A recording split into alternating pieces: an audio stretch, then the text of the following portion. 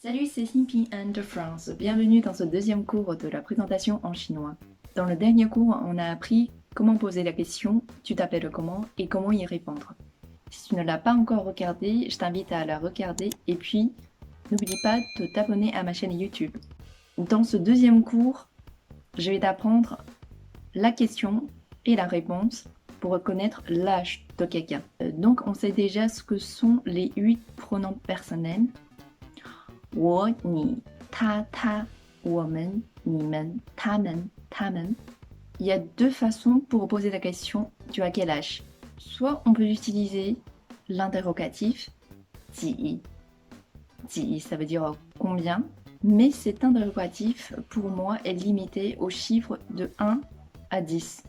Mais si c'est un adulte, on préfère utiliser 多大. 多 ça veut dire nombreux.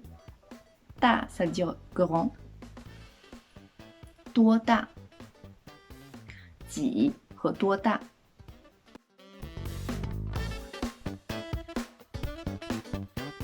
岁 岁 Donc, la question qu'on peut poser, c'est 你几岁了 ou 你多大了 Le ici, c'est une particule à la fin de la phrase pour rendre la phrase plus complète, dont j'ai déjà parlé dans mes anciennes vidéos. Pour y répondre, il n'y a pas de verbe. C'est directement sujet plus le nombre plus H plus le. Par exemple, j'ai 20 ans, 我20岁了. Concernant le nombre en chinois, à part les 11 premiers chiffres, c'est-à-dire de 0 à 10, on doit les retenir par cœur. La suite, de 11 jusqu'à 100, c'est assez facile parce qu'il y a toujours une règle. Donc on va voir de 0 à 10. 0, 1, 2, 3, 4, 5, 6, 7, 8, 9, 10.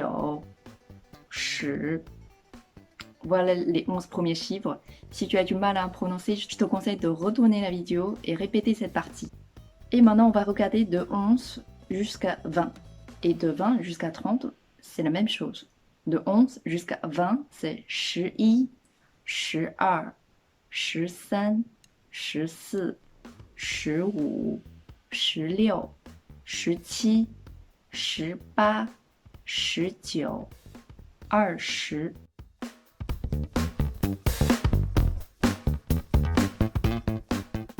Et maintenant, tu sais comment dire ton âge en chinois? Dernièrement, j'aime bien te partager quelques connaissances à propos de l'âge en Chine. C'est pas le même calcul qu'en Occident. En Chine, dès qu'on est né, on a déjà un an. Et on obtient un an pendant le nouvel an chinois. Et du coup, pour nous, l'anniversaire, c'est juste une cérémonie pour fêter. Mais c'est pas forcément pour fêter l'ajout d'un âge. C'est toujours pendant le nouvel an chinois. Voici tout ce qu'on a appris dans cette vidéo. Bye bye!